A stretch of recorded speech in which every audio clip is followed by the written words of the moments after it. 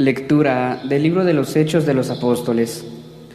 El día de Pentecostés se presentó Pedro junto con los 11 ante la multitud y levantando la voz dijo: Israelitas, escúchenme. Jesús de Nazaret fue un hombre acreditado por Dios ante ustedes, mediante los milagros, prodigios y señales que Dios realizó por medio de él y que ustedes bien conocen. Conforme al plan ser previsto y sancionado por Dios, Jesús fue entregado y ustedes utilizaron a los paganos para clavarlo en la cruz. Pero Dios lo resucitó rompiendo las ataduras de la muerte, ya que no era posible que la muerte lo retuviera bajo su dominio. En efecto, David dice, refiriéndose a él: Yo veía constantemente al Señor delante de mí, puesto que Él está a mi lado para que yo no tropiece. Por eso se alegra mi corazón y mi lengua se alboroza.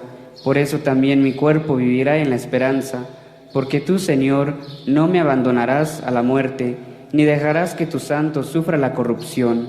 Me has enseñado el sendero de la vida y me saciarás de gozo en su presencia.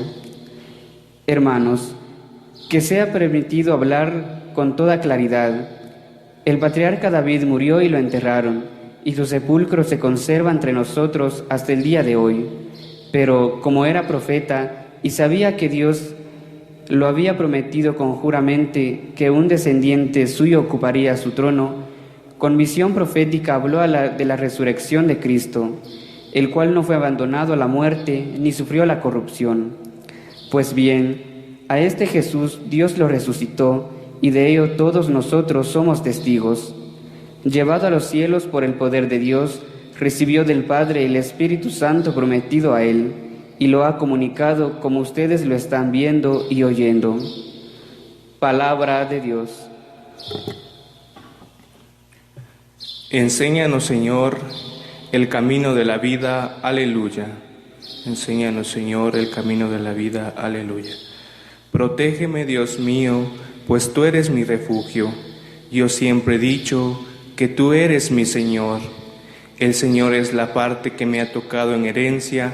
Mi vida está en sus manos. Enséñanos, Señor, el camino de la vida. Aleluya.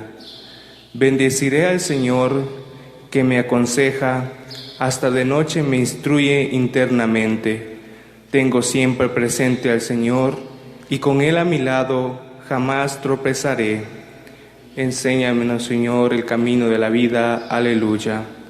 Por eso se me alegra el corazón y el alma, y mi cuerpo vivirá tranquilo, porque tú no me abandonarás a la muerte, ni dejarás que sufra yo la corrupción. Enséñanos, Señor, el camino de la vida. Aleluya.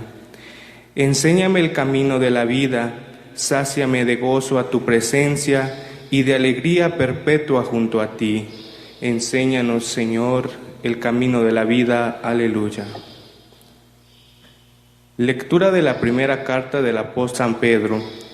Hermanos, puesto que ustedes llaman Padre a Dios, que juzga imparcialmente la conducta de cada uno según sus obras, vivan siempre con temor fiel durante su peregrinar por la tierra.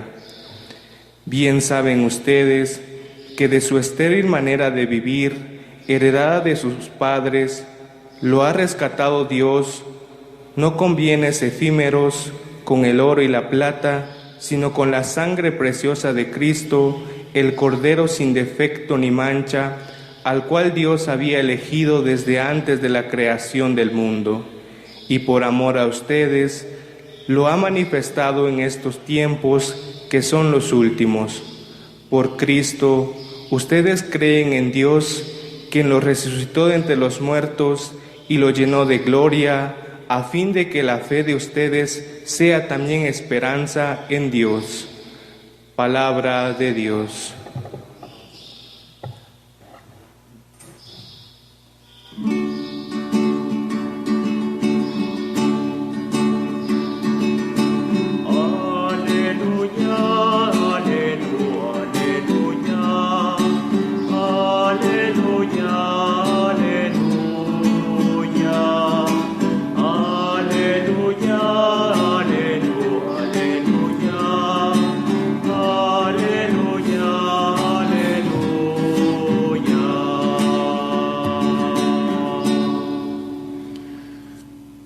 El Señor esté con ustedes y con tu espíritu. Lectura del Santo Evangelio según San Lucas. Gloria a ti, Señor. El mismo día de la resurrección iban dos de los discípulos hacia un pueblo llamado Emaús, situado a unos 11 kilómetros de Jerusalén, y comentaban todo lo que había sucedido. Mientras conversaban y discutían, Jesús se les acercó y comenzó a caminar con ellos. Pero los ojos de los dos discípulos estaban velados y no lo reconocieron. Él les preguntó: ¿de qué cosa vienen hablando tan llenos de tristeza? Uno de ellos, llamado Cleofás, le respondió: ¿eres tú el único forastero que no sabe lo que ha sucedido esos días en Jerusalén? Él les preguntó: ¿qué cosa? Ellos le respondieron: lo de Jesús el Nazareno, que era un profeta poderoso en obras y palabras ante Dios y ante todo el pueblo. Como los sumos sacerdotes y nuestros jefes lo entregaron para que lo condenaran a muerte y lo crucificaron. Nosotros esperábamos que Él sería el libertador de Israel, y sin embargo han pasado ya 3 días desde que sucedieron estas cosas. Es cierto que algunas mujeres de nuestro grupo nos han desconcertado, pues fueron de madrugada al sepulcro, no encontraron el cuerpo y llegaron contando que se les habían aparecido unos ángeles que le dijeron que estaba vivo. Algunos de nuestros compañeros fueron al sepulcro y hallaron todo como habían dicho las mujeres, pero a él no lo vieron. Entonces Jesús les dijo: qué insensatos son ustedes y qué duros de corazón para poder creer todo lo anunciado por los profetas. ¿Acaso no era necesario que el Mesías padeciera todo esto y así entrara en su gloria? Y comenzando por Moisés y siguiendo con todos los profetas, les explicó todos los pasajes de la Escritura que se referían a él.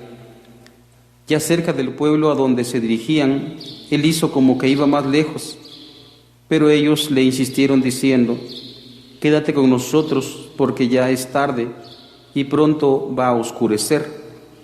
Y entró para quedarse con ellos. Cuando estaban a la mesa, tomó un pan, pronunció la bendición, lo partió y se lo dio. Entonces se le abrieron los ojos y lo reconocieron, pero él se les desapareció.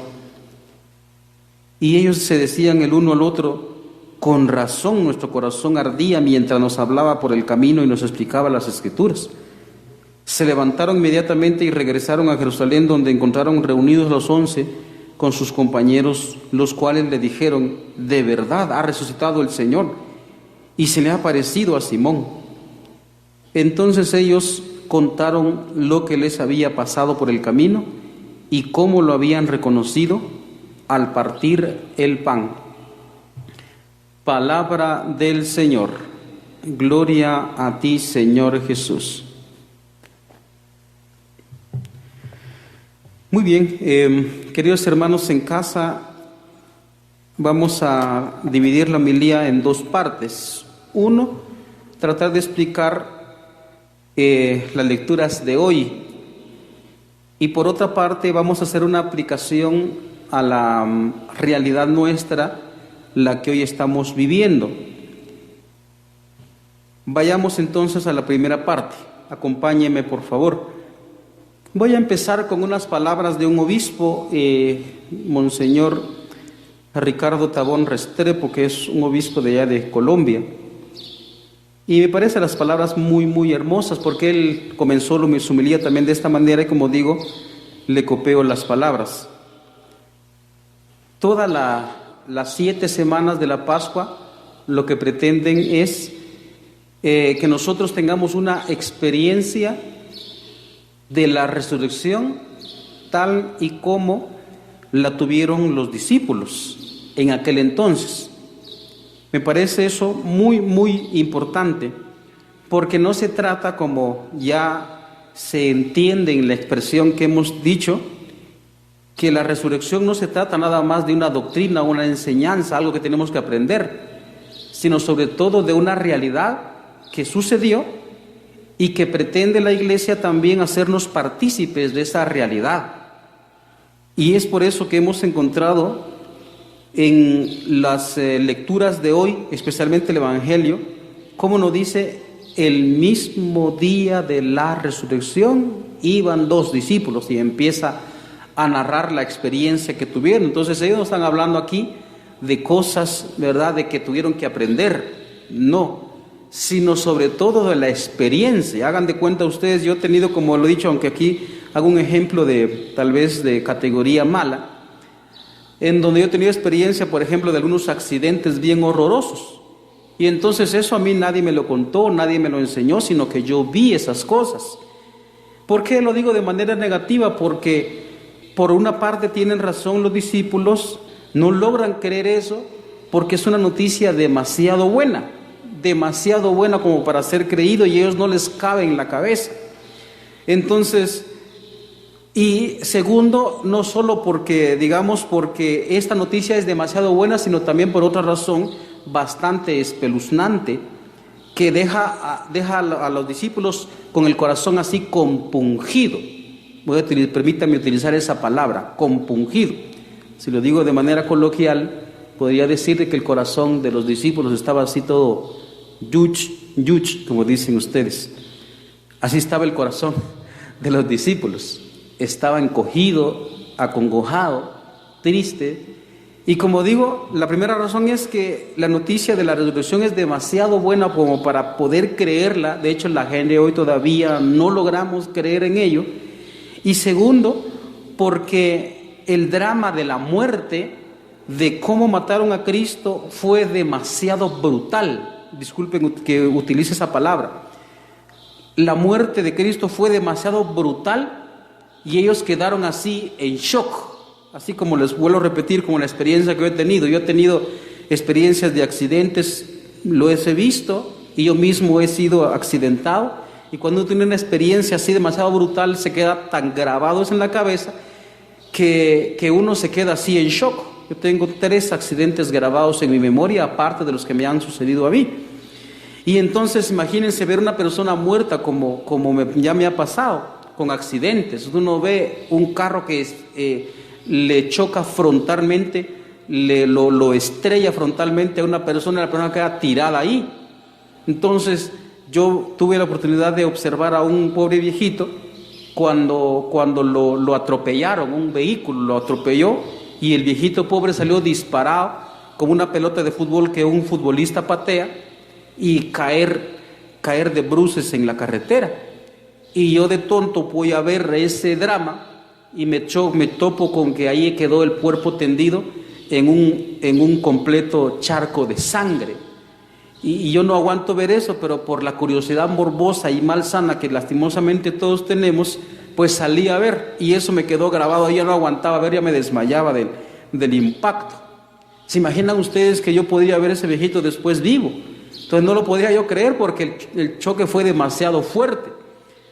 Y en una ocasión, por supuesto, que pasó, digamos, de esa manera, si me permiten decirlo de manera cómica, que yo vi también como un señor que lastimosamente le iba tomado, se cruza en la carretera, viene un vehículo, lo estrella tan brutalmente que queda tirado, tendido el cuerpo allí en la carretera. Eso es camino a mi casa, camino viejo a San Andrés Itzá para ubicarlos.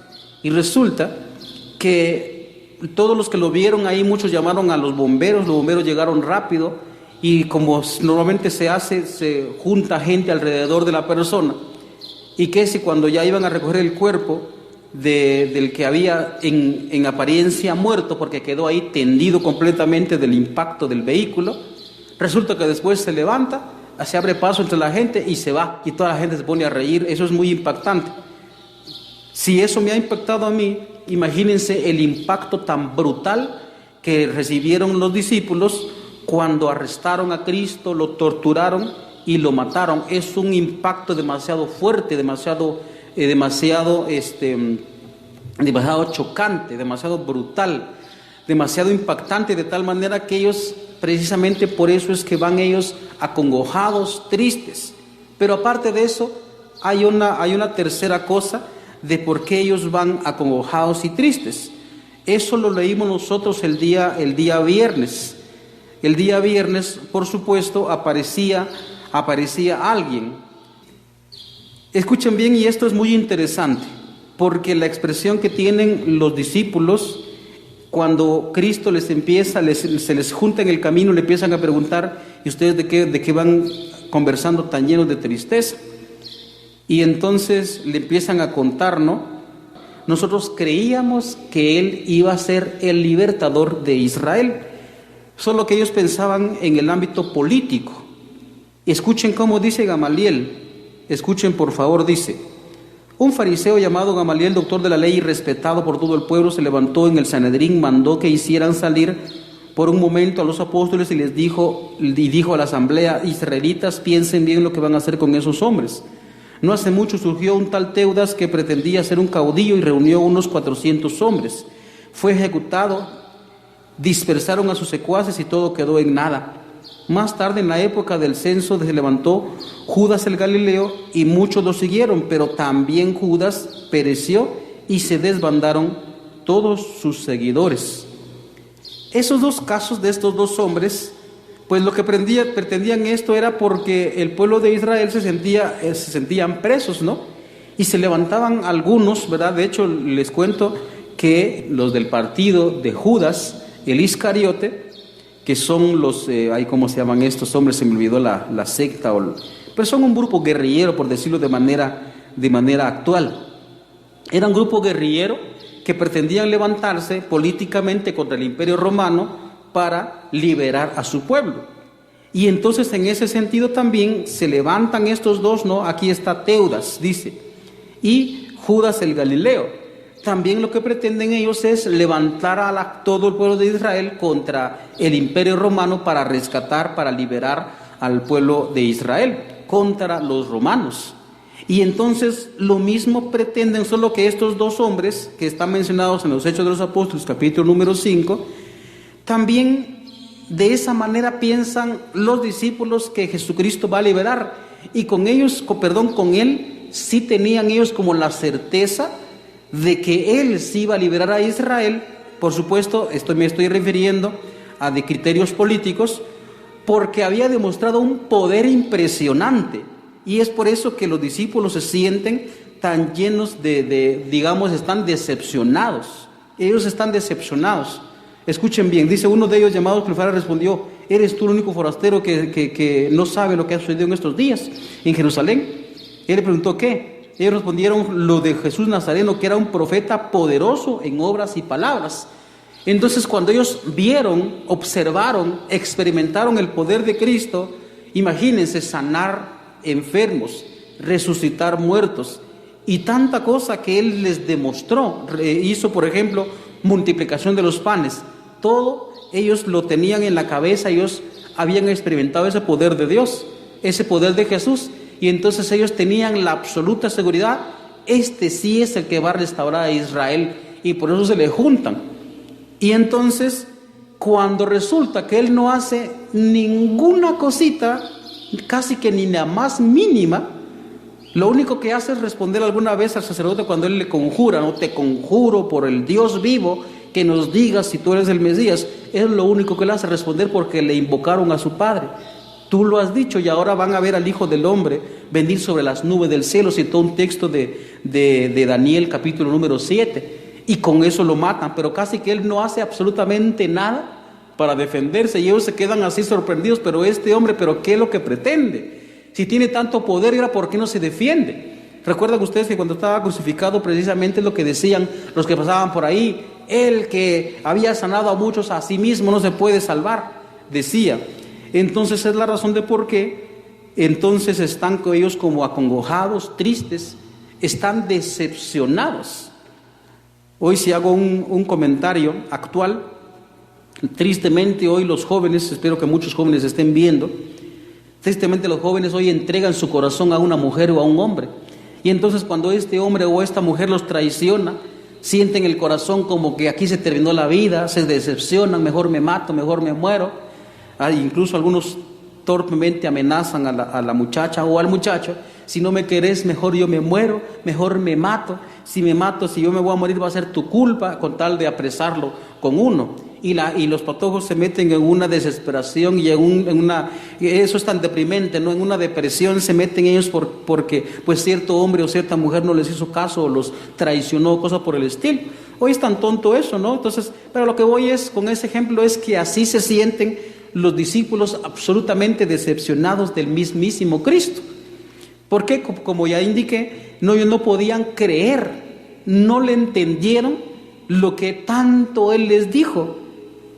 El Hijo del Hombre va a ser entregado y lo van a torturar y al fin y al cabo lo van a matar, pero al tercer día va a resucitar. Y la Escritura también comenta, no muchas veces, pero sí comenta, que ellos no le entendían. ¿Qué será eso de la resurrección? Hoy todavía nosotros nos preguntamos eso. Muchos hermanos no logran todavía o no logramos comprender de que la resurrección es un hecho verídico y comprobable.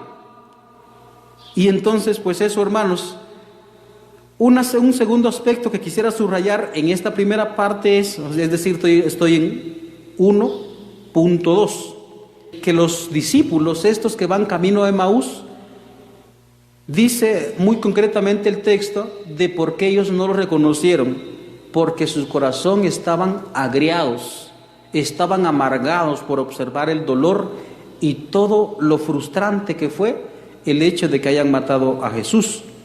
Entonces, eso hace que sus ojos estén velados y no reconozcan al mismo Señor.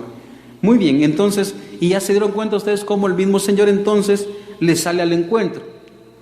Esto quiero subrayar porque nosotros también, muchas de las cosas, de las experiencias que tenemos a lo largo de nuestra vida, a lo largo o corto de la vida, de no poder experimentar la alegría de la resurrección y de que Cristo va al lado de uno, es porque muchas veces nos sumergimos en nuestro dolor y por nuestro dolor no nos deja ver que Cristo está a nuestro lado. Entonces, quiero subrayar muy concretamente eso. 1.3, un tercer punto de este aspecto. También recordar, la semana pasada hablábamos de las notas de la iglesia cuando se nos presentaba la experiencia de cómo se reunían ellos y compartían el pan. Lo voy a decir nuevamente. Estábamos explicando eso, ¿no? Decía, todos los hermanos acudían asiduamente a escuchar la enseñanza, primer aspecto, acudían asiduamente a escuchar la enseñanza de los apóstoles, vivían en comunión, número 2, fraterna, 3, y se congregaban para orar en común y celebrar la fracción del pan. Quiero subrayar esto, como ustedes saben, yo soy apologeta, ¿no? Entonces, solo cuando parten el pan, cuando Cristo les parte el pan, logran reconocer. Yo quisiera hacer un llamado de atención a todos, porque yo me doy cuenta ahorita en el tiempo también de esta crisis que estamos viviendo, que muchos están transmitiendo, ¿verdad? Espero que los que están escuchando y participando de la misa ahorita, también tomen en esto cartas en el asunto, ¿verdad? En su propia vida, y traten de compartir la Eucaristía en las redes sociales ahora. Porque yo me doy cuenta, por ejemplo, ahorita hay varios que se han levantado también, bendito sea el nombre de Dios y gracias por eso también. No estoy diciendo que eso sea malo, pero lo que vamos es nuestra actitud, que muchas veces nosotros le ponemos más caso a un simple predicador, ¿verdad? Perdonen que diga eso, ¿verdad? No es que esté despreciando yo al que está predicando la palabra, pero uno se da cuenta de que algún predicador, por ejemplo, tal vez no detalla así de fama, pues, pero sí uno se da cuenta que la gente lo que más observa es cuando alguien solo está predicando. Y ahí uno ve los que están observando, a veces están pues 100, 150, 300. En estos días he visto a una muchacha también de Estados Unidos que está transmitiendo, no sé quién es el que lo comparte, y normalmente está transmitiendo y entonces pues predica la palabra y están observando pues 1,300 personas. Pero en cambio en la misa habrá 9, habrá 20, habrá 15, habrá si muchos 50, no llega más. Porque estamos metidos, miren, perdonen, pero un error pienso que es pensar que lo más importante es la predicación de la palabra. No estoy diciendo que no sea importante, ojo, no estoy diciendo eso. Pero lo más importante no es la predicación, porque lo más importante es la fracción del pan. Porque en eso consiste que nosotros muchas veces seamos ciegos. Dense cuenta ustedes, por favor, que Cristo les fracciona el pan y solo en ese momento, dice, los discípulos lo reconocen. Por más que, imagínense, aquí Jesucristo es el que mejor predica. Imagínense semejante predicador. Les fue predicando a los discípulos. Les dijo, dice la Escritura, dice aquí concretamente el texto de San Lucas, les fue explicando, dice, y comenzando por Moisés y siguiendo con todos los profetas, les explicó todos los pasajes de la Escritura que se referían a él. Imagínense, son alrededor, dice aquí, de 11 kilómetros, aunque ellos, aquí está adaptado porque allá no miden por kilómetros, sino miden por estadios. Pero 11, nosotros ya nos hacemos la idea de cuánto es 11 kilómetros y en cuánto tiempo lo recorre uno. Uno lo recorre, bueno, caminando, uno lo recorre más o menos en unas 3 horas, unos 11 kilómetros. Bueno, yo he caminado un poquito, pero eso más o menos sé. ¿No? ¿Cuánto tiempo imagínense, les hizo un resumen de la Biblia? Les predicó, por supuesto, te está refiriendo a la Biblia judía. Y sin embargo ellos, por eso incluso los regaña, y lo voy a hacer yo ahora, pero con las palabras de Cristo. Les dice, qué insensatos son ustedes y qué duros de corazón. ¿Por qué no logran creer lo que está escrito? Dicen ellos. Y les fue explicando, pero ellos igual se veían de cabeza torpe, de cabeza cerrada, de cabeza tonta. Y no lograron comprender, por más que el mismísimo Cristo les explicó, hasta que fraccionó el pan nuestro Señor Jesucristo con ellos, entonces se le abrieron los ojos. Eso quisiera subrayar, que es un error que nosotros estemos poniendo demasiada atención a muchos predicadores. Como digo, no estoy diciendo que la predicación sea mala, no estoy diciendo eso. Estoy diciendo que es un error que nosotros estemos absolutamente, digamos, metidos nada más en la predicación. Y cuando se nos habla de misa o cuando fraccionamos el pan, mucha gente no comulga. Esa es la razón de por qué mucha gente no tiene experiencia de la resurrección, porque no comulga. Y el comulgar, el cuerpo de Cristo, es el que abre los ojos para conocer a Cristo, que camina por nuestro lado. Muy bien, terminamos esta parte, ya me tardé demasiado. Voy ahora a la segunda parte. Aquí lo voy a hablar también, como digo, desde una aplicación de este texto a nuestra realidad, la que hoy estamos viviendo. Estamos viviendo, como ya indiqué una partecita, estamos viviendo un tiempo de calamidad pública, de frustración, en donde parece que nosotros hoy tenemos la misma experiencia que tenían los apóstoles, que cuando Cristo lo asesinan, lo torturan, lo matan, entonces ellos quedan frustrados, sus ilusiones se vienen por el suelo, parece que la vida ya no tiene sentido porque nosotros esperábamos que Él iba a ser el libertador de Israel. Hoy nosotros también, como diría también ayer Monseñor Restrepo, entonces decía él, hoy ¿en qué tenemos nosotros puesto la esperanza? En una vacuna. Por eso es que ya salieron algunos videos, algunas supuestas buenas noticias, lo que todos estábamos esperando, y ya apareció la vacuna. Y lo primero dijeron que China ya había inventado la vacuna. Después dijeron, Israel ya inventó la vacuna. Pues ahora un montón de cosas también aparecen, ¿no? Y uno tiene puesta la esperanza en una simple vacuna. Hermanos, si nosotros hoy estamos sumergidos también, nuestro corazón, como ya dije, está compungido, está acongojado, nuestro corazón está triste, es porque nosotros estamos poniendo la esperanza en cosas puramente materiales. Ojo, que no estoy diciendo que esto no sea grave, no estoy diciendo eso, hermanos. Por supuesto que no lo estoy diciendo, porque ciertamente es grave. Pero repito una vez más, como ya indiqué en la primera parte, ¿por qué estaba acongojado el corazón de los discípulos? Porque la idea de liberación de ellos era material, política, económica.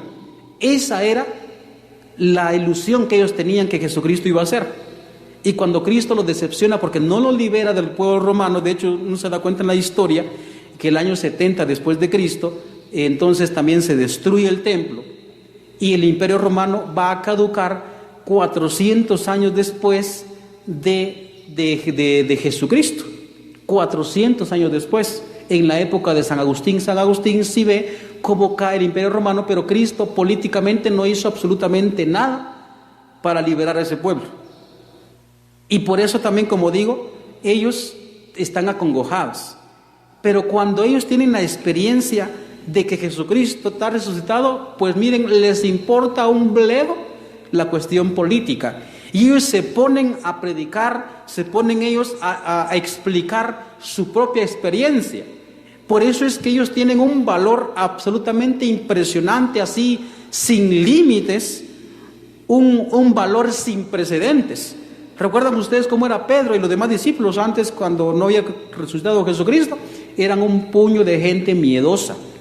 Pero cuando ya experimentan ellos, cuando ya ven, porque no es una enseñanza nada más, como indico una vez más, no se trata de una enseñanza, como indiqué también, que dijo también Monseñor Restrepo, que lo que pretende las 7 semanas de la Pascua es que lo que vivieron los discípulos en el pasado, cuando Cristo resucitó, ellos lo vieron, también pretende hacer nosotros partícipes de esa resurrección.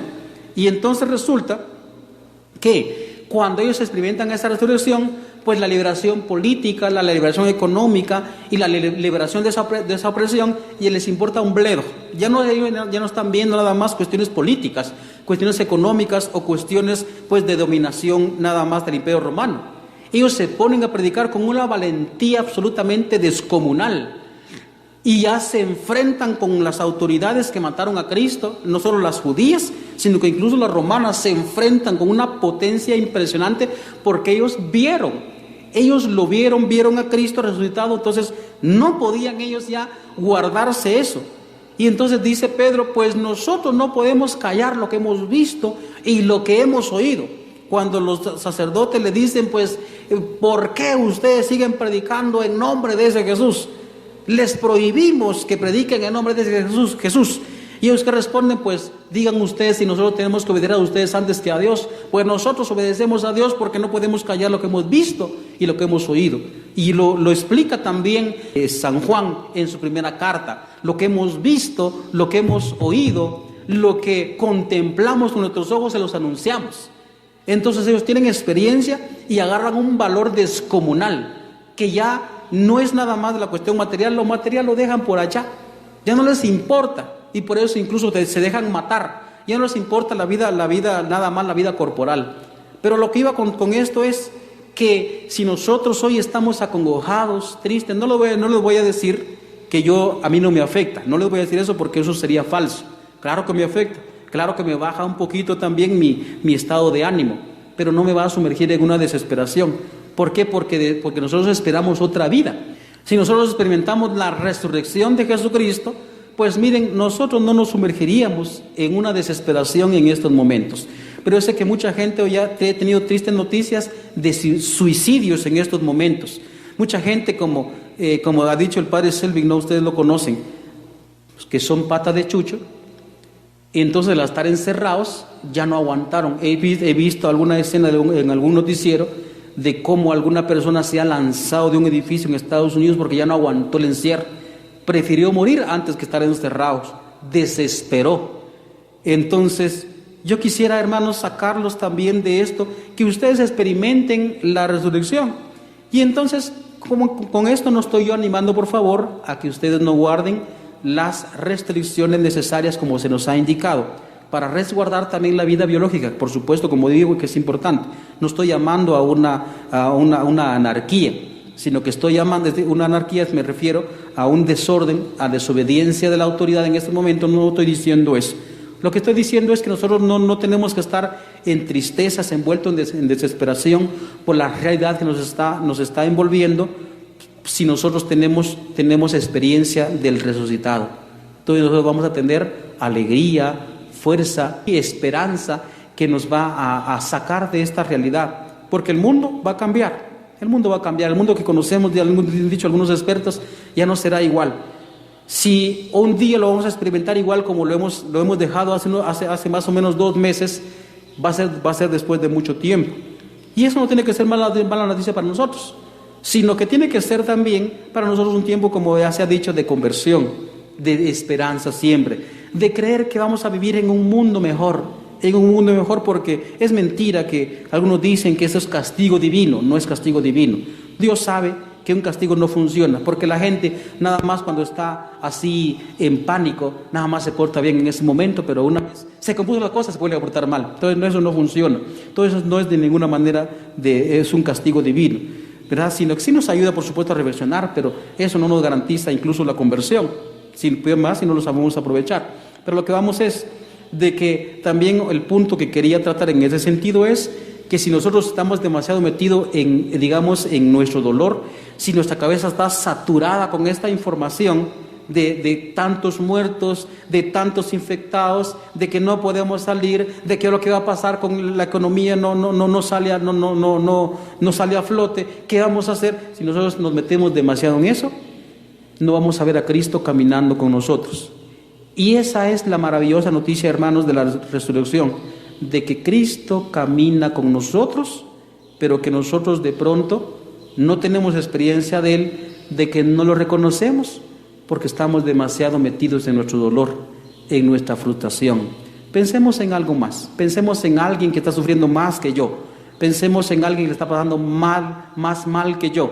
Si nosotros pensamos en los demás, ese es un remedio bastante hermoso para que uno mismo abra los ojos y uno sepa que Cristo está caminando con nosotros. Hermanos, termino nuestra homilía pues pidiéndoles a todos que guardemos también, como digo, la esperanza. No me refiero nada más a hacer, como dicen algunos ahí, hay que ser positivismo, pues eso no funciona tanto, porque eso es como huir también de la realidad. No estoy diciendo eso, sino que estamos diciendo que guardemos la esperanza a pesar de que las cosas pues son adversas.